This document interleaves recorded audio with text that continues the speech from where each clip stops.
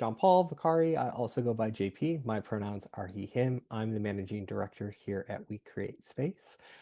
For folks who maybe don't know who We Create Space is, we are a global consultancy, learning platform, community building, multifaceted organization that has the absolute privilege to get to work with some really fantastic folks across the globe. One thing we love to do is to talk about community building. And this year, especially, we've been really focused on three sort of core tenets of community building, focusing on inclusion, well-being, and leadership. Today's event, in partnership with the wonderful team at UK Black Pride that you'll get to meet in just a second, we're going to be focused on leadership and community building. We did two previous sessions already, one with Trans History Week around inclusion, and one on well-being with Voda, the mental health app for LGBTQ plus IA folks. And this is, again, part of a really wonderful series where we're using our power and privilege to really support every facet of our community. I think we all would agree in sort of current times, the thing we need more than anything is to stand together and to have conversations like this where we get to bring all different aspects of ourselves and our community into one space and really have some honest and powerful conversation about what it takes to do this work, sort of the good, the bad, the ugly, and everything in between. So for anyone who may need a visual description, since I skipped over that and I should have covered it, I am a olive-skinned individual. I'm cis male presenting. I have dark curly hair. I have a very beautiful tan right now because in the US where I am from, it has been perfect summer weather. And I'm wearing a white shirt, which makes me look even more tan, which is perfect for me. Um, so welcome. Please keep your intros coming in the chat. Today's session is really meant to be engaging and interactive and for you to get to ask questions and to hear from folks, not just me. So welcome. We're going to spend the next bit of time together and I'm so excited to have you here. You have been welcomed, I think, thoroughly at this point. I've given you some context and I've done an intro to myself, but I would love for our guest speakers to come on for a second, introduce yourself. If you don't mind giving a visual description as well, that would be really great. So first, I see you were already off mute, so I'm going to come to you first, Phil. And I was going But to offer please it introduce to Timon yourself. first. I was going to offer it to Timon first. All right, Timon, you're up. Yeah, sure. My name is Timon, pronouns he and they. I am PA to the lovely Lady Phil and also an administrator at UK Black Pride. I'm also a DJ, a model, an amazing human being. I'm tatted, fair-skinned, as you can see, handsome as always. And welcome to the space. I'm gonna pass it on to Phil. Thank you so much. Well, it's a pleasure to be here. And I'm Lady Phil. I guess, pronouns are she, they, queen bee, anything amazing I want to be called. So I guess my description, I am dark-skinned, a roundish face. I'd like to say I've got the body of Serena Williams, but you can't see that, so it doesn't really matter. I'm a larger, voluptuous lady. I have a black dress on, but you can only see the black top. And yeah, hmm, I would like to say I'm probably just equally as amazing as my wonderful EA Timon. Thank you both. I can't wait to talk about your awesomeness and soak it all up. And hopefully I can get to a fraction of your level today. Before we dive too far in, I think it's really important we set just some cute little grounding agreements for everyone. Again, this space is really meant for us to be open and have curiosity around what it takes to be a leader in community building and a leader in general. So we want you to be curious, but just center that in a lens of kindness. There may be things that you hear today that maybe disruptive or triggering for you, maybe challenging in your own experience. So please take care of yourself. If you need to take some time away, please do. This is being recorded, so you can always come back to the recording. If you need to go take a breath, get some fresh air, have some water, just make sure you take care of you. That's really important. So I want to just quickly define leadership from the We Create Space perspective. Um, and what I appreciate is sort of don't phrase it and don't frame it in sense of hierarchy. While that is, a very common assumption about, leaders sort of sitting at the top of organizations or community groups or any sort of work, every single person you encounter has the capacity to be a leader in some way, shape, and form. And it really is the objective and goal of other leaders to empower people to find a path of leadership that is true and unique to them, that really harnesses their own personal strengths to then support other people. So I guess what I'm trying to say is we very much view leadership as a path that we are all building together, and that each step forward is a step forward for all of us, regardless if it's for an organization or us as individuals. It helps move everyone forward in their journey. And so I'm really excited to dive in to more conversation with that. I love this little teaser of what you can expect at UK Black Pride. I was there in attendance last year. It was my first UK Black Pride. It was fantastic. I cannot recommend it enough as an event, an experience. As a brown person, it's really rare that I get to have a Pride experience that really centers that experience, and it makes me really emotional in like a really like beautiful way, because we don't always get that within the queer community. Like it doesn't always happen, and that's why today's a very special moment for all of us to hear more about the journey and getting to this place. Why celebrating, the 20th year of this is so important. Why we need the community. So again, like Phil, Timon, thank you so much. And I guess I would love to start just with a little bit of history, like knowing that you're 20 years in. Like, what does that mean to you, and how did you get here? Yeah, thanks, JP. I guess, whenever I watch scenes of UK Black Pride and how people are showing up in their truest self, however they're dressed, whatever their gender identity and expression, it really does warm my heart. And I don't say this to be cliche, but everything about UK Black Pride makes me emotional, from our volunteers to what we have to do, the people that come into that space. And I just want to say a big up to Saba's on the call as well. And she's part of the UK Black Pride team. So your question about the history. So UK Black Pride, yeah, it's 20 years old this year, and that's the event. We also have the organization, which really is still in its infancy. And why UK Black Pride came about is because in 2003, 2004, I was running with two other sisters, something called BLUK, BLUK, Black Lesbians in the UK. And we decided to take it offline. It was like a MySpace portal. For those of you old enough to remember MySpace, we would organize and speak on MySpace. And we were women who were doctors, lawyers, cleaners, hospital porters, refugees, migrants, asylum seekers. And we took this offline and we decided to go to Southend-on-Sea. And some people say, why on earth did you go to Southend-on-Sea? Because growing up, that was the only place my parents could afford to take us. We couldn't afford to go back home to Ghana, and it felt like being by the sea is something that connects some of us to our ancestors, or is a bit more of a healing space. So we just fast forward to 2004, and that trip was absolutely liberating.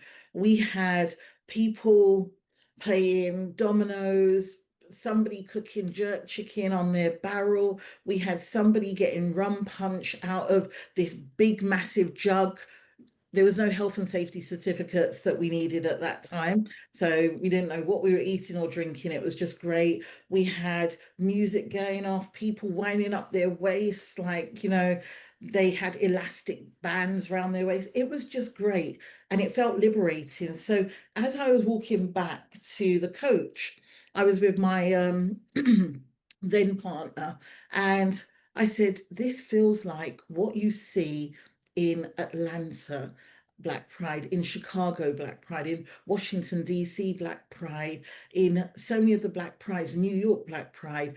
I said, we are definitely going to have this because we can't afford to lose this moment.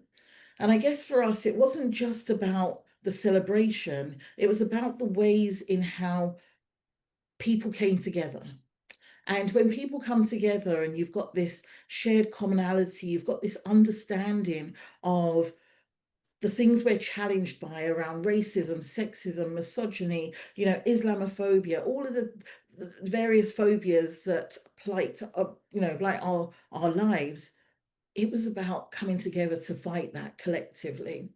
So we fast forward to 2005, the very beginning, and we went to see a group of leaders. And please, anything that I say, JP, I want it to be taken in the spirit of, I don't want people to feel guilty, because guilt is self-indulgent. If I start talking about white fragility, colonialism, racism, and the ways in how racism has really, really taken set with us, I want us to think about, this is exactly why we exist, to do what we do.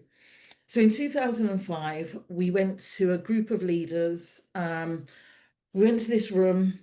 It was in central London, and some of these people that were leaders were people that set up some of the first nightclubs, people that were part of the very first Pride in 1972 in the UK, people that were able to navigate spaces. And there were 13 white people around what was an oblong table.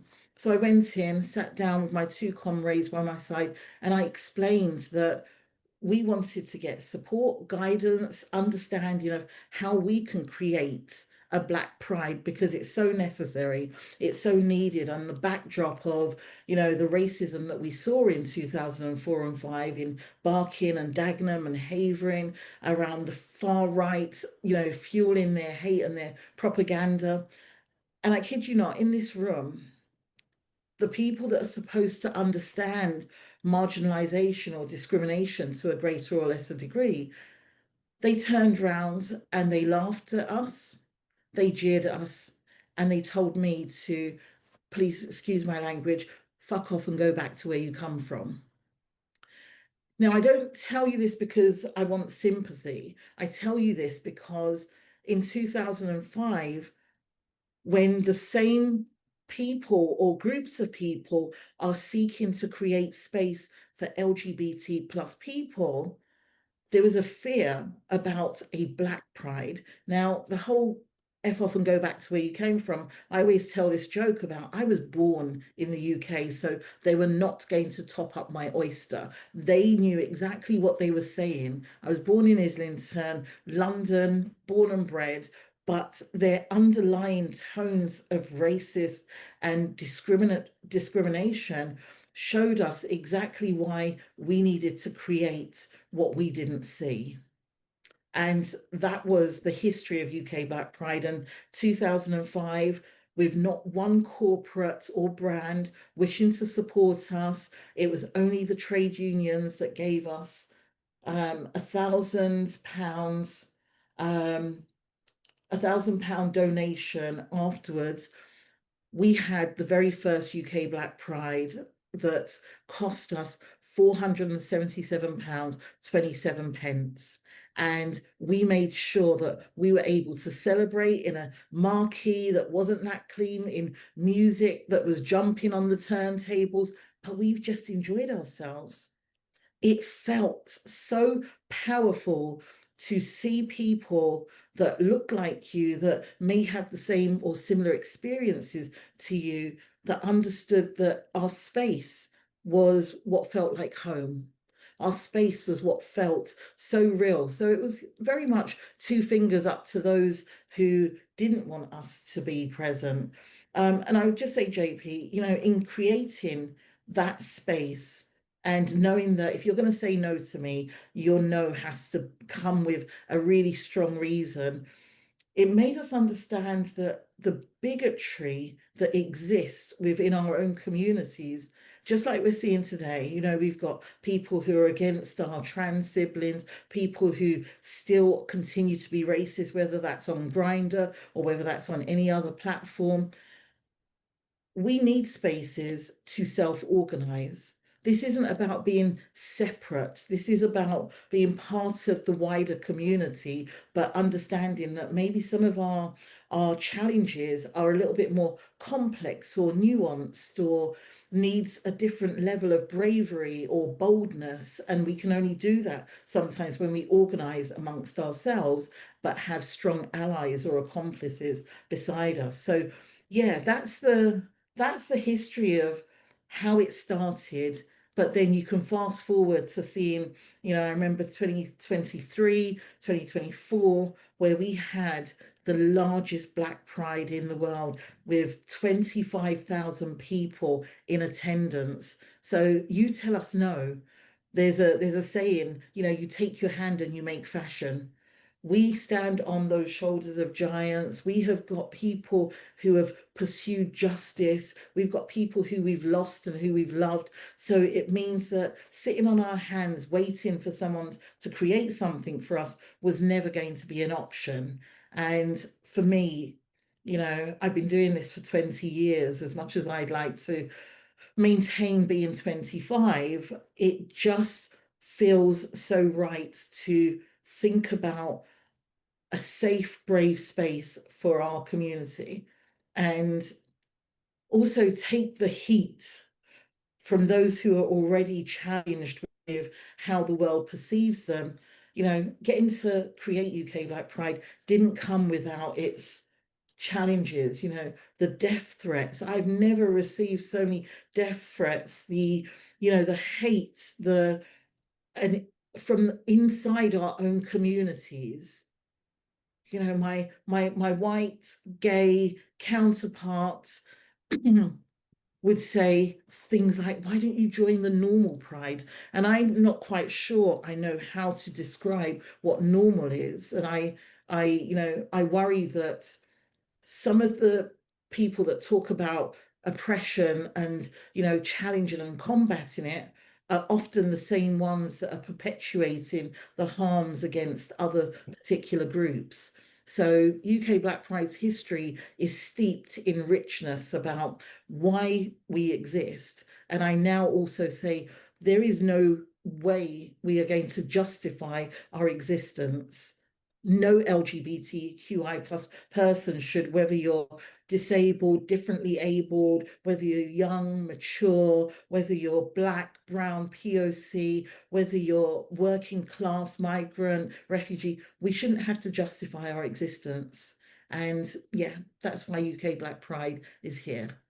So you better shut me up because I can talk a No, no, no, no. I didn't want to interrupt because there's so much here, but I guess I want to maybe lot. synthesize a lot of this into some very simplistic views in my own head of like I'm hearing a lot from you, right? That in the face of resistance, you never once viewed it as failure. You viewed it as an opportunity to evolve and still find a way to do the work despite all of these obstacles.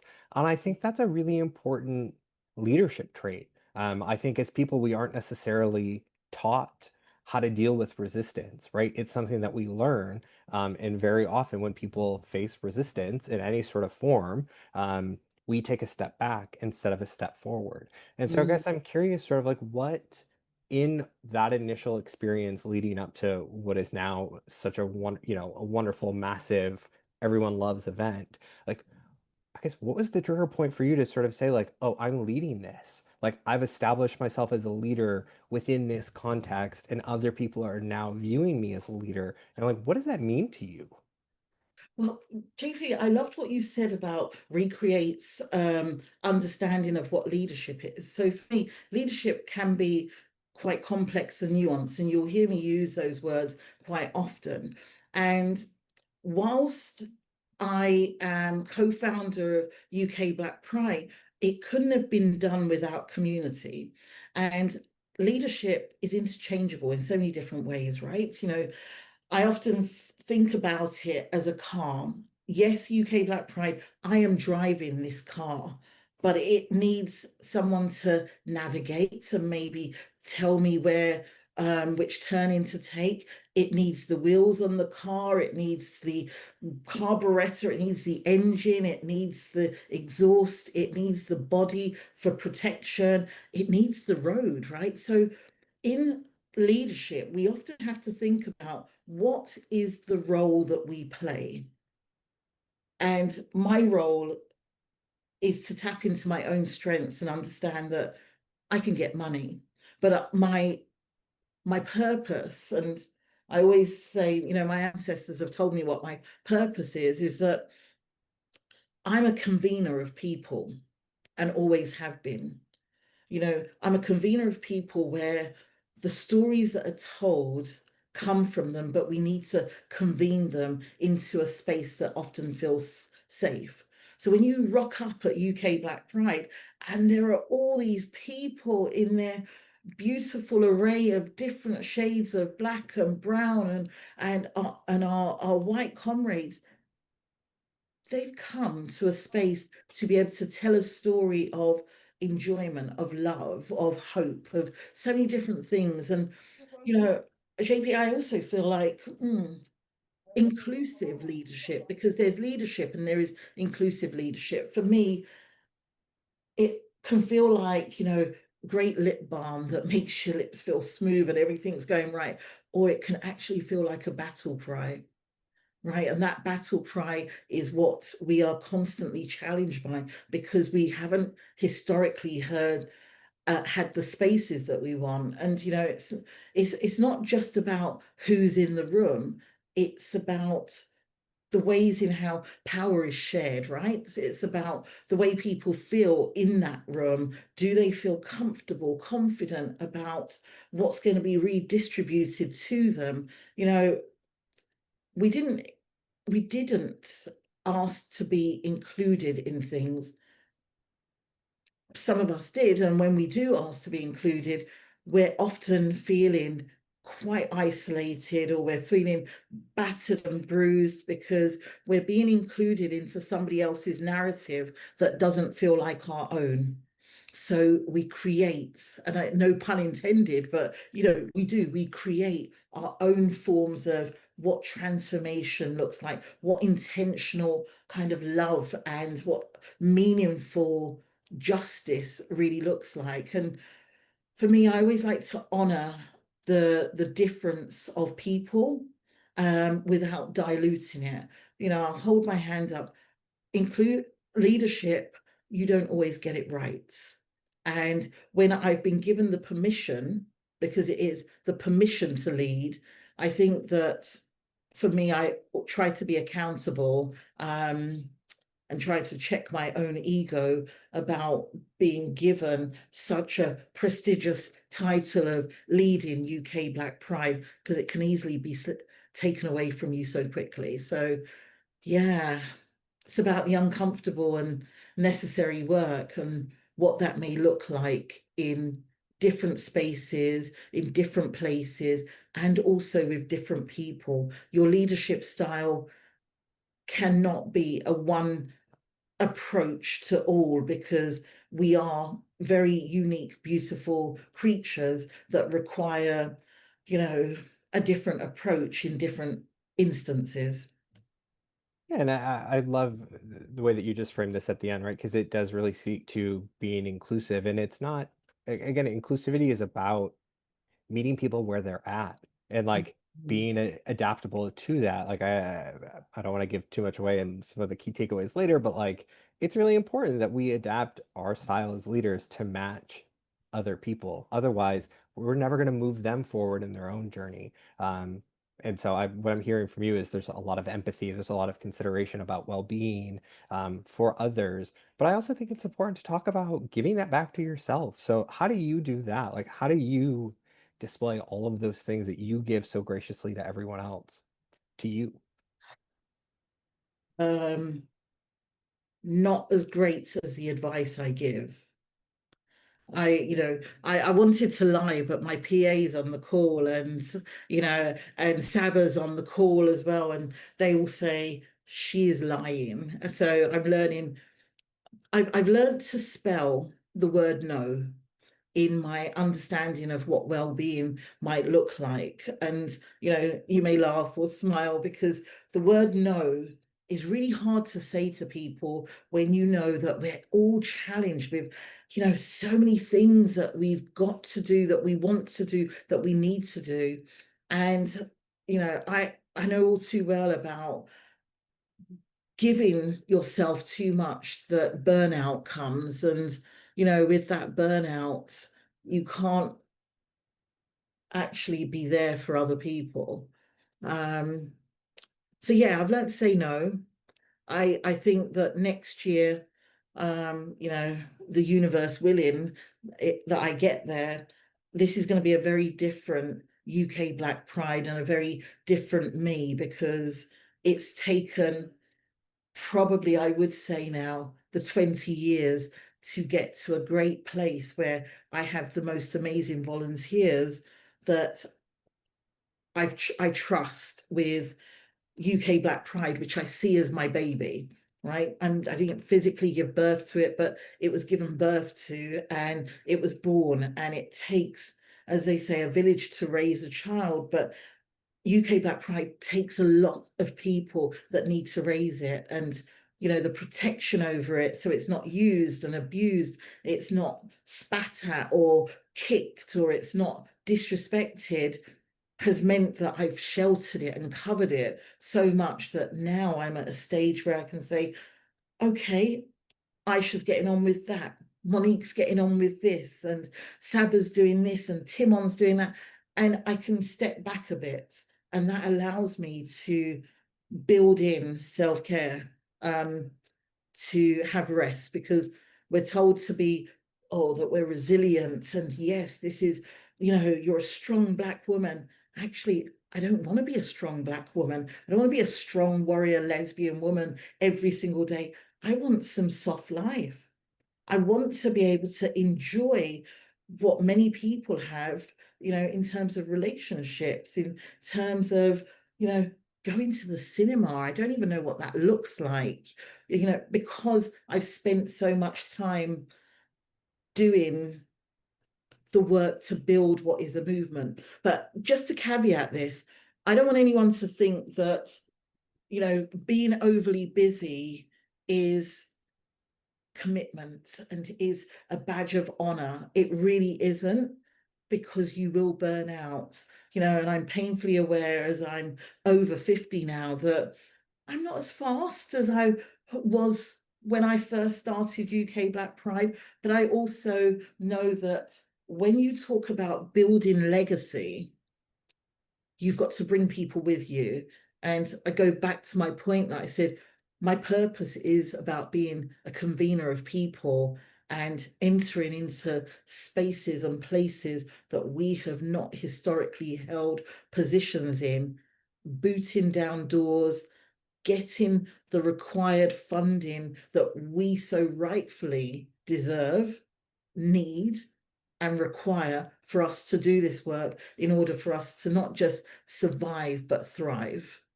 But anyway, I'm talking so much because No, no, and I'm I really can talk a lot. This is I what love happens it. when you don't leave your house.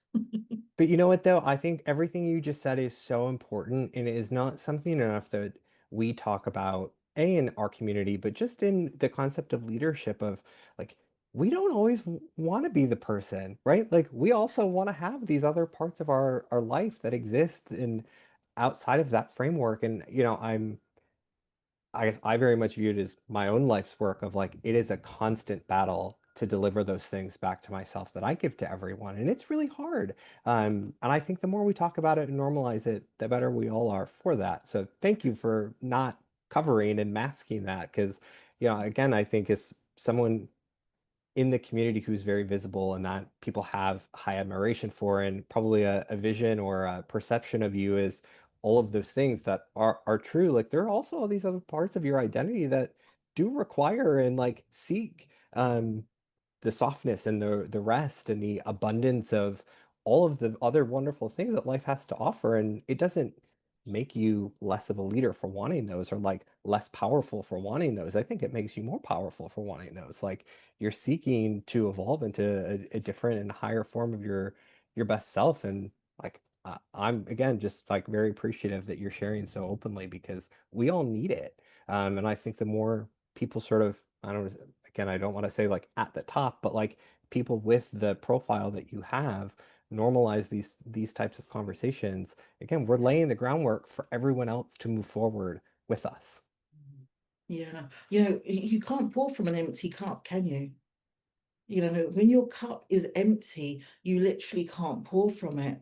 You know, I spent probably, the best parts of the beginning of UK Black Pride's infancy journey in being so defensive, defending it to the hilt and arguing out with the wrong people and literally burning myself out, complaining about, and I use the word complaining, we're allowed to complain and we're allowed to have emotions, right? But I was complaining about the wrong things that didn't allow me to invest the kind of love and energy that I want to see for UK Black Pride in the beginning. So yeah, you're right, JP. It's important for us to talk about really what does well-being mean for us?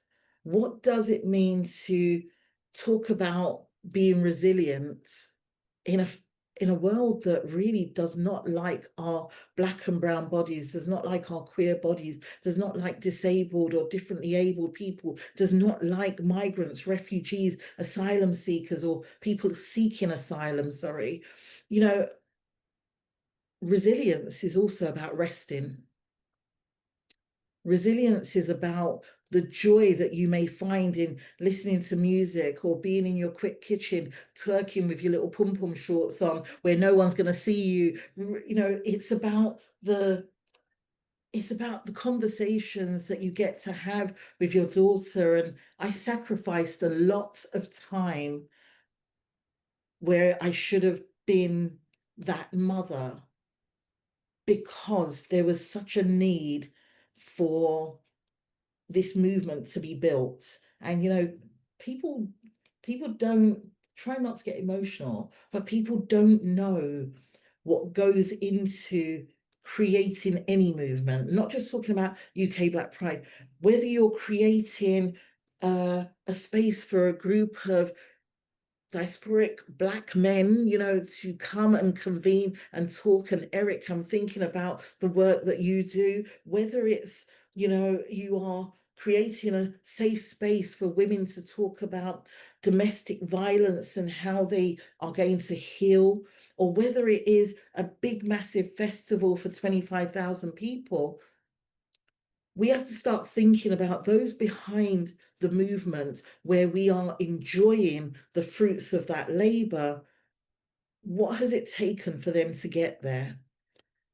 What has it taken for them to set up that podcast, which they've had to invest their money and their time and maybe go into their own overdraft, or Neil, the sober, safe space that you create? And I make it my business to know about lots of spaces, and not just spaces which were in the physical, but spaces where it's online, spaces which are abroad, because my background is working within human rights and also employment law. Spaces are so important, but we also have to think, how do we, once we start to benefit from being in that space, how can we give back? And that might be volunteering your time, that might be donating some money, that might be, thinking about giving them some of your expertise pro bono if you're a graphic designer, whatever that may look like. But I do think we need to think deeper than just going into that space, but thinking about what has it taken to create that space and how can we build on it and make it even better. Yeah, and I want to hone in on what you just said there because I think there's a whole I mean, we could talk for a ton of hours around the sustainability of leadership, right? I do want to plug one book though that has been absolutely transformative for me regarding the concept of rest and resistance, and it is called Rest is Resistance by a wonderful author, Trisha Hersey. They have written so many amazing things. Start with the net ministry and then go to that one second, but it really helped me unpack a lot of what I was sort of feeling around, the crushing weight of capitalism and patriarchy and white supremacy. And so I can't recommend it enough. If you're going to order it, get it from an independent bookstore. If you're in the UK, like there are tons to go through. If you're abroad, check out bookshop.org. There's a ton of independent bookstores that you can order directly from that website. So please, if you're going to get it from an independent, hopefully we're owned. Common press. Yeah, Common Press, if you're in London, like absolutely do it. Like show up, go in person to go buy it, make the effort. Like when we talk about community work, like this is it. It is about showing up and ordering and spending your dollars in places that support the community. Um, Absolutely. but I want to come back to sustainability, and especially because you have mentioned, and I think we all have to recognize, right, the state of the world and what's going on with all of the increased sort of isms in general. But I guess how do you cope with that as like a leader leading, people in this time, sort of outside of like UK Black Pride, right? But just as like a leader, like how are you managing all of it? And then let's talk about specifically what that means for UK Black Pride. Yeah, I mean, I'm managing it because I have no choice to, well, I do. I have a choice, actually. Everyone has choices, but there is a different level of responsibility placed on me than maybe somebody else. There's a different level of expectation placed on me than on somebody else. When you take up a position of wanting to lead, or people put you on this pedestal about being a role model and, oh, you're inspiring, you end up thinking, oh crap, I do not want to fall off of this chair because when I land, I'm going to land heavy. I'm a big girl. So you go out of your way to look at all the different levers that you're kind of almost you kind of almost cuddling and holding people so they don't fall. But then I look at opportunities within that and think about the hugs that I do require from people. And I know I'm going off into a different tangent, but hugs for me keep me going. And they say if you can hug somebody who's got good energy, I'm going to say, not just anybody, hug somebody who's got good energy for more than 20 seconds, it lets off those wonderful, endorphins that keep you going. But your question, JP, around, how do I manage and how does UK Black Pride manage? In 20, was it? Oh, well, there was a period, 2020, some of the world's corporates were so loud about equity, inclusion, justice, and so forth. And they were throwing money at organizations doing that necessary and emergency work. But then there was a silence. That silence was almost deafening to many of us because it showed this kind of performative action that they played. And I guess that performance was clearly just decoration. It's much like what I think about Pride season, Black History Month, LGBT History Month, Women's History Month, Disability History Month. Those are really important key marks for us to see ourselves, but they can often be decorative, right?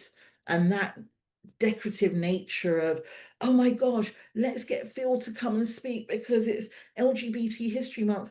My darling, I'm always going to be a lesbian. So when February's come and gone, in March, I'm still a Black lesbian. So let's talk about things all year round. And I think that even this notion of what we're seeing now with the rollback of DEI and, people saying that it's dead. It's not dead. It's just been tested in a very different way. And, I think I think for me, what we are seeing by way of rollbacks and our trans and non-binary siblings, whether it's what happened in the court ruling, we're also seeing successes which we don't get to speak about.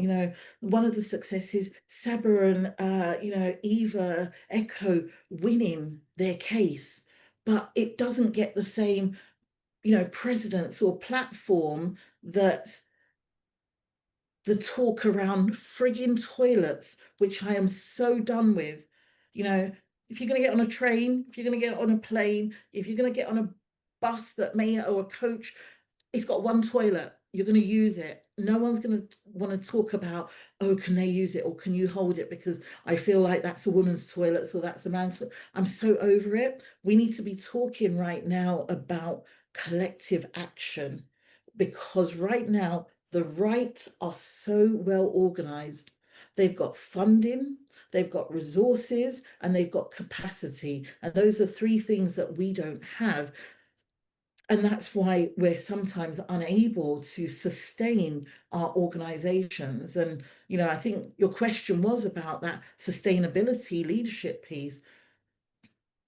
We can't sustain our organizations on thin air. So when we're asked to speak, when we're asked to do something, when we're asking you to sponsor UK Black Pride, it requires resource. You know, JP, I had this disagreement with someone the other day, and I said, we don't have a major resourcing issue. We have a redistribution issue and a prioritization issue. There is money out there, but it's not being prioritized for the organizations and the communities that require them. So yes, it does feel really, really heavy when our trans and non-binary siblings are thinking about how they're fighting to, you know, have their next room or their next meal, or how Black people are trying to look at what anti-racism really means for an organization they're applying to work at, or what does zero tolerance to any form of discrimination really mean. We're kind of, it's 2025, we're done with all of that tolerance. I don't want to be tolerated like a mosquito when you go to the Caribbean. I want to be accepted, but I'm also going to think about where I battle it out and what time I spend on trying to influence and convince. There are different things like silent diplomacy or bilateral conversations that I have with ministers, with MPs, with diplomats. There are also other conversations which have to be maybe out in the open because it's a protest or a demo, or there are these spaces here where somebody may not understand, why is there a need for Black Pride? I will think about how much energy I spend, but I guess sustainability, this is about the longevity. It requires strategy, right? And it requires care, it requires community, but it requires like a community ownership. UK Black Pride hasn't survived and got to these 20 years because it's just a good event to go to. It's because it belongs to the community. And as I said, I just happen to be the driver. It was built as an event, but it's long past just an event. It's much more of that movement. So that sustainable leadership piece that I look at, I can create a strategy and I can have a theory of change and I can have people, but I have to learn how to make that triangle fit so everyone is playing their part. And I have to learn not to control. I mean, I am in control. I'm a bit of a control freak, but you have to learn not to control, and you have to learn to also, I go back to check in ego, because I'm brilliant. I am so good at what I do and how I do it. But I'm also accountable and I'm also responsible. I'm responsive to when things do go wrong or when I've not made the right decision, because my purpose is to convene people and create legacy. Uh, I'm like almost speechless because there's just so much in there for us to unpack. So thank you, because I hope, and I'm seeing in the comments like the richness of what you're providing for everyone. And from my own perspective, managing the like actual corporate business that we create space, like I'm sitting in these meetings where like all of these things are happening in real time, right? And it's draining almost to have to sit and listen to like other practitioners and these corporations who, to your point, right, have made such a big fuss about being for all of these things. But then in practice, like it's not necessarily the reality. And like it it, it takes a lot of emotional labor to be able to sit in those conversations and still be solution oriented and prioritize the well-being of everybody else in the space. And again, I think it comes back to the sustainability of being able to provide that for yourself. And I, again, I really love that you aren't afraid to sort of seek help or to share when you are going through things like this and experiencing them, because eh, I mean, it would be impossible to believe that any person right now couldn't feel some type of way about everything that's happening, sort of regardless of where you sit in the spectrum. Like it's affecting everyone in very different ways. Um, and Yeah. I also think there's a lot to talk about, and I want to make sure we have time for everyone's questions too. So we'll come to questions in a second, but um, God, I already lost my train of thought. So, okay, I'm gonna give myself a minute to think, but if you have questions, please feel free to throw them in the chat, in the Q&A. I know we've addressed sort of one of the questions that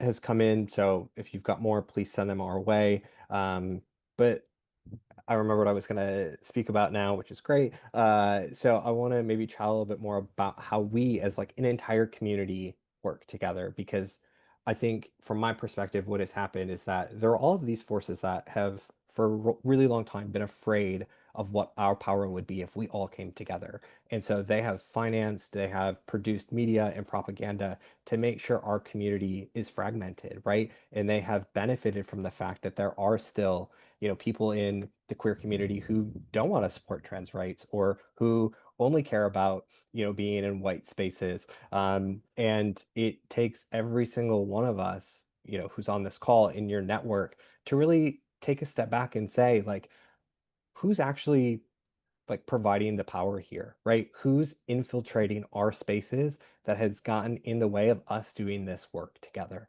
And I'm very hopeful for everyone who's on this call that today is a step forward in that journey for you to be able to say, like, no, like all of our struggles are intertwined. It doesn't matter if you are an immigrant from Eastern Europe or an immigrant from the Middle East or from Africa. Like those struggles are intertwined, right? It doesn't matter if you are trans or non-binary, gay, lesbian, bisexual. Our struggles are intertwined, and we have to recognize that and be comfortable saying, like, this might not be about me today, but in a year, in 10 months, it could be about me. And if I don't take action now, what is actually going to happen?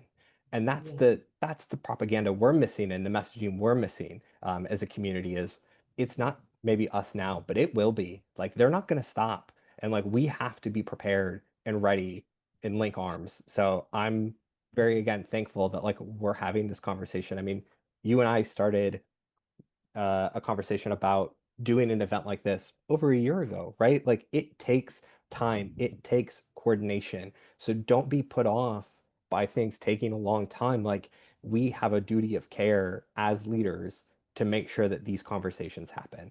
So now I've been the person talking. So No, but it makes so much sense. And look, I forgot to just add, there's something about one's leadership, and everyone on this call is leading something because we've become the architects of our own lives, right? And the way we build our own houses. But when you are leading, this has got to be about, not just tech, but it's got to be about truth telling. It's got to be about coalition building. It's got to be about refusing to compromise on your values. And I am a very stubborn but very principled woman.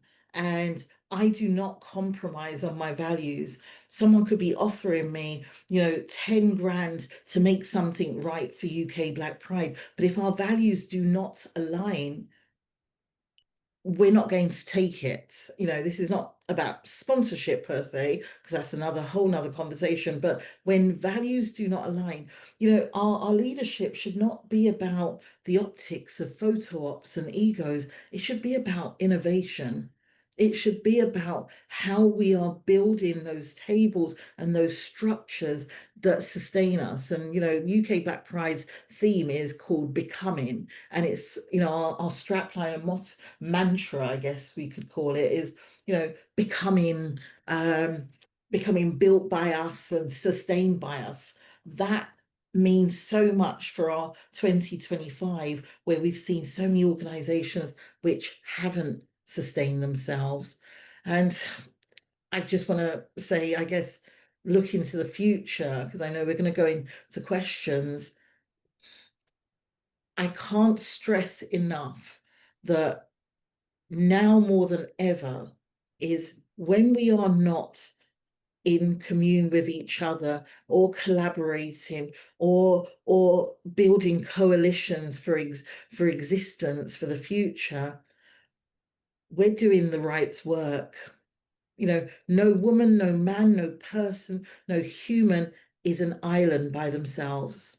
No one can do it by themselves.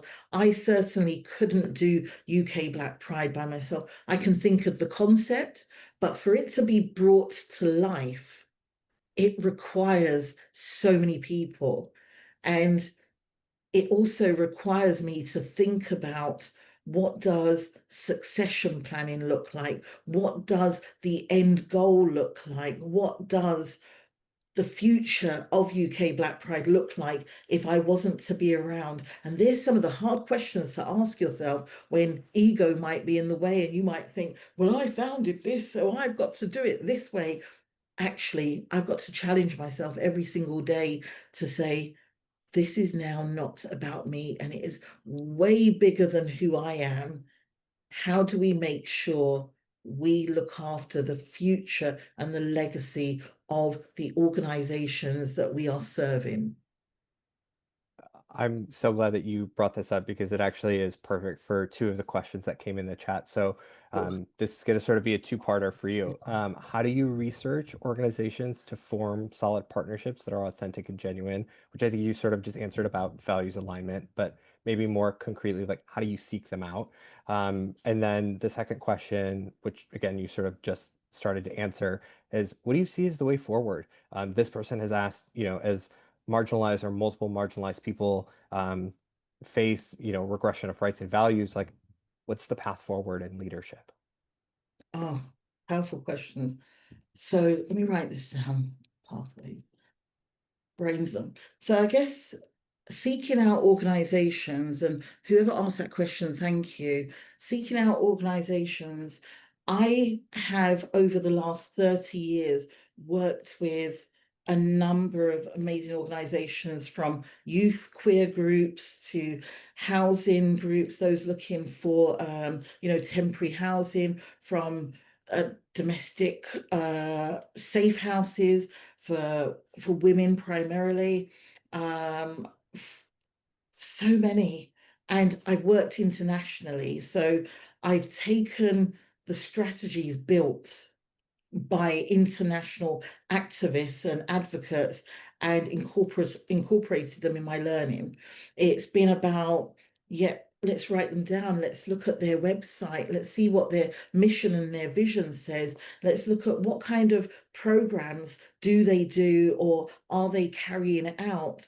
And is it intersectional? And I don't mean intersectional as a buzzword for diversity. I mean intersectional about looking at the forms of oppressions that they're trying to ensure that they eradicate and eliminate. So it does take some time. It wasn't until last year, JP, that it was the first time I had been part of We Create Space. And it wasn't that I didn't want to be, it's that you take time to feel out who you're going to work with. And of course, I'm biased because anywhere Neil is, he can't get rid of me. I'm there as well. I mean, Same. he's been trying to let us go for a long time, hasn't he? But he just can't. But I search out and I do my homework. Google is your friend, or the people that I have also convened into a space. I try and find out, well, what are they doing? How are they doing it? When are they doing it? And UK Black Pride has over like 100 exhibitor stalls, and many of them are like Love Tank, Prepster, this liberal group or a social group. There's so much. A woman that does face painting, a queer black girl skater group. There's so much, and that's how I search them out, and I try to amplify them in every possible platform that I have. So if I'm going to speak, I might speak about Black Girls Picnic, or I might speak about Black Lives Matter that's run by Kaiser, or I'll speak about stuff that maybe Miss Kimberly does or Travis Alabanza does. There's so many people that are doing great work, and I guess I put that forward. And the question about what's the way forward, I don't know if I have the full answer to this, because the way forward has changed for me in so many different places and spaces. And as I continue to grow and evolve and understand what my areas of improvement are, it will always be coalition or collaborative building. It will always be understanding, those that volunteer. It will always be those who are kind of, this is not a hierarchy of oppressions, but those who are hit the most hardest by government draconian policies, which will be our siblings who are seeking asylum.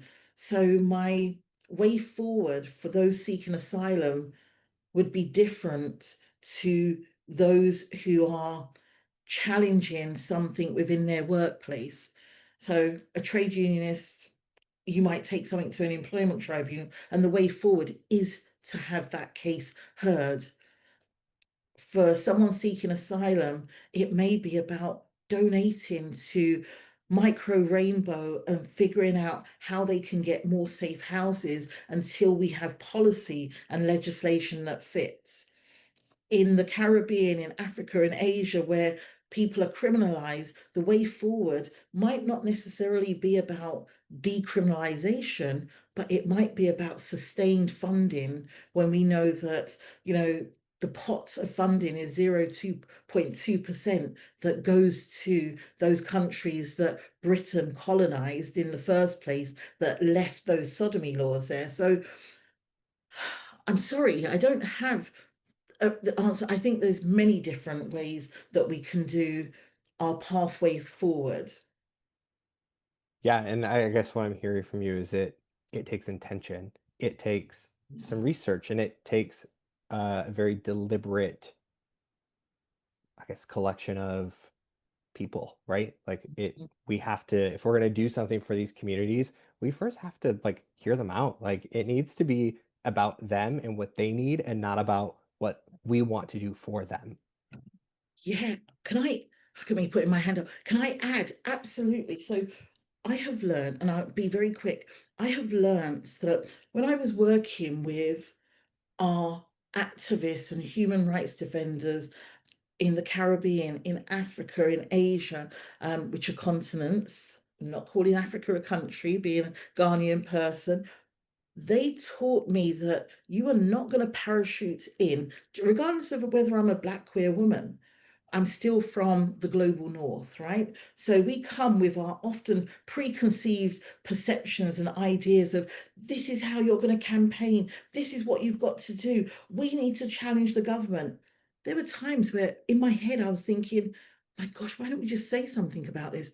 But it was not the right time. So we need to make sure that we're listening to what other people believe are a great strategy and a way forward, and giving advice on the expertise that we may have about how we might be able to theorize this slightly differently to help bolster their case for justice. Love that. Thank you. I can't believe this, but we only have 12 minutes left. So I want to make sure that we have time to get to the key takeaways that you prepared, that Timon prepared, and that I prepared. We may have time for one or two questions, but we did get through the majority of them. So let's maybe pull up those key takeaways. I'm going to go through mine really quickly to give you enough time and space to go through yours. A lot of this we've covered, but for me, leadership starts with listening. We have to take responsibility that it is our duty to have psychological safety embedded into every environment we exist in. People have to be willing to give us feedback without any fear of retaliation or reaction if we're going to lead. I mentioned this earlier, be adaptable. Like each person in community is going to have a different need, and a one-size-all approach can be really harmful, even when we are very well intended. Spoken about this as well. You don't have to carry it alone. Like I think very often we try to shield people from our own emotions or issues. And we do that sort of, we don't want to be viewed as a burden or viewed as weak, or cause them unnecessary stress. But people like we deserve to have our whole humanity seen, regardless of title, regardless of status. And I think the more that we embrace that and have conversations like this, the better we become to support and empower other people. Um, I think you are up next, Phil. Nope, I lied. I Go was to Timon. Timon, you're up. Thank you so much. Okay, my first takeaway was to let us tell our own stories because we are the ones with the lived experience. We're the ones who know and how we navigate life. Me being from Kenya and being a trans man and now living in the UK, the challenges I had back home and here are different. But when I position myself to be in a place where I can be able to speak, that means that it's more like a bad call when someone else who is not yet been where I am could hear and give them like a hope to get to where I am. It's like a voice recognition. Like you can recognize when I speak, when I'm visible, when I tell my story, it's able to resonate with someone, and they're able to like want to have that hope to be able to know that, yeah, indeed, I can be able to get there. I can be able to speak out and speak about my story and tell about my story. Even the story, the art of saying it, it's not always about public speaking or being in a panel. It can be through music, through art, through any other means, like through dance, through being creative. So when we are allowed to tell our lived experience, when it comes from us, it's able to call upon other people who have the same experience. The second one is leading with care. This I have seen personally with Phil, having worked with her for like 3 years and also at UK Black Pride for 2 years. I've seen her being able to nest a lot of people, and it is through who she is because she cares for herself, and people are able to see that within her, and they want to gravitate towards her because it's a cause they see, it's a place where she's going, and they want to believe and support that. So her being able to give grace, to be able to nurture that with care, because I have gone through some trials and tribulations, and I wouldn't want anybody else to go through the same. So I will handle them with care. I will handle them with so much compassion so that they're able to not have to go through exactly what they have to, but more like standing on the shoulders of someone who's been there before. So you tend to handle the leadership with care. And the last one is collaboration is strategy. And this I wanna like give it a different approach whereby with shared lived experience, it's more like trying to knit a cloth, and I where the clothes or where the thread holds is where they have the same experience, they have the same tension, they can hold the same resistance. So when I or someone else who has gone through what I've gone through can come together, and though we have different experiences, we can net in and knit in like one fabric, so it becomes one thing. So we're not being seen as trans people, we're not being seen as lesbians, we're not being seen as gay people, but we are seen as a whole fabric, which is one fabric, and that is important. That's it. So beautiful. So beautiful. Yes. Oh my gosh, I love that. I was almost getting emotional. Thank you. Timon's there edging for that pay rise. Don't know if I can do it, but yes, Timon, you are brilliant and amazing, as you said. So look, I've said leadership is rooted in community, which is messy, it's radical, it's necessary, and it's built with care, not control. And by that, I mean leadership isn't perfect, and it's about proximity sometimes. It's about showing up, being accountable, staying accountable, being honest, right? And I guess talking about the things that you don't know, community leadership isn't always neat. And that's what I mean by messy. Sometimes we do disagree with each other. We are all built differently. We're not going to always agree with what someone says, but there's a way of being able to disagree to agree. And it's also leadership is about hmm, it's about creating space for others to thrive. So I would say lead with care, not with control, and community isn't built through ego.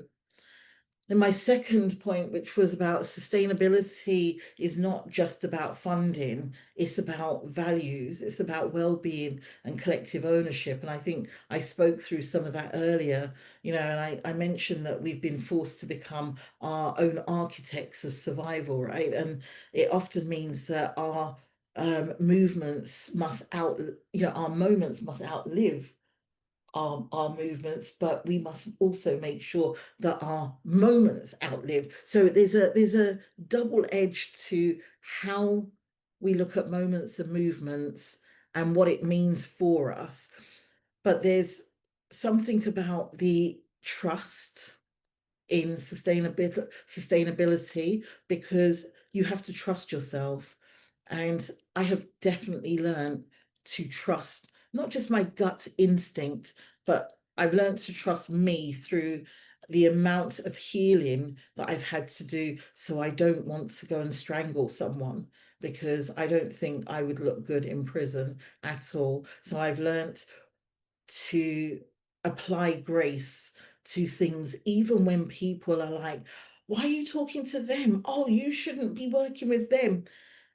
I've learned to breathe and breathe calmly because when you're doing this work, it requires you to hold grace, it requires you to hold space, and it requires you to be willing to learn, unlearn, and relearn. So sustain the movement by sustaining people, and that means some grace. And then just lastly, it's my third takeaway is inclusion without justice is performance.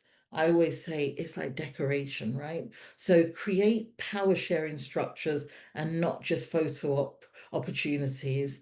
Representation alone is not revolution, right? It really isn't. The fight for liberation has to be, yes, we're bringing people together, but we've got to go deeper than that about how decisions are made, who gets funded, where is that funding coming from, whose ideas are really heard and whose ideas are not, what do we back?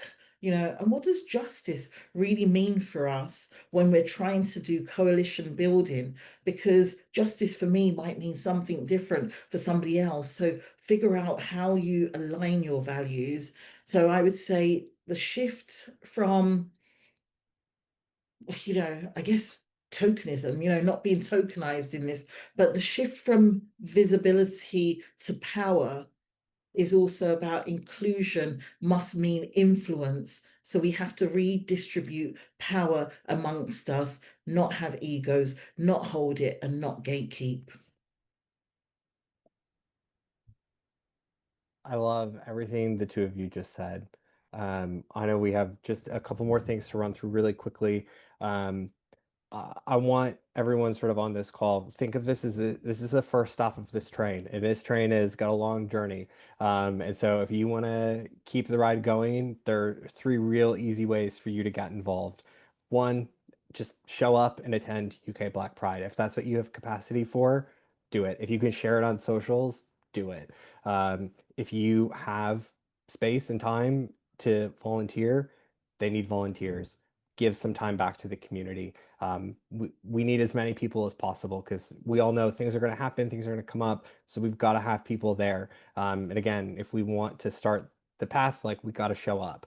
And last but certainly not least, make a donation. If you can attend, and even if you can, buy a ticket, pay it forward. Like if we want these events to be about us, we have to support them by any means that we have. And I recognize, not everyone has financial means, so your presence is equally powerful. But money goes a long way too. So if you can, whatever you can, please, please, please, please give, because we want this to go forever.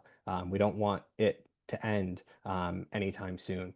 So we'll send all of this in a follow-up as well, because I think it is really critical that you get this information and can amplify it in ways that go beyond, again, just this meeting right here, right now. Um, I want to say thank you, Phil, Timon. This has just been such a dream for all of us at We Create Space. Again, like when we bring aspects of our community together, there's nothing that we can't do. And I hope this is the first of many opportunities that we'll have to be able to continue to do this work and push it forward as one. So thank you truly from the bottom of my heart. I know I can speak for Neil and Juan, Michael, and every collective member that we work with, and saying how grateful we are for how openly you give and share. So thank you, and thank you all so much for attending. There's going to be a feedback form as well. If you can, please fill it out. We want to know how to make these events more beneficial for you and to take it again to the next step of your own journey. So please give us your feedback. We'll send all these resources out as well for you to share. And thank you all so much. My heart is so full. I can't wait to go have the rest of my day and just like be so elated and joyful. So thank you for giving that.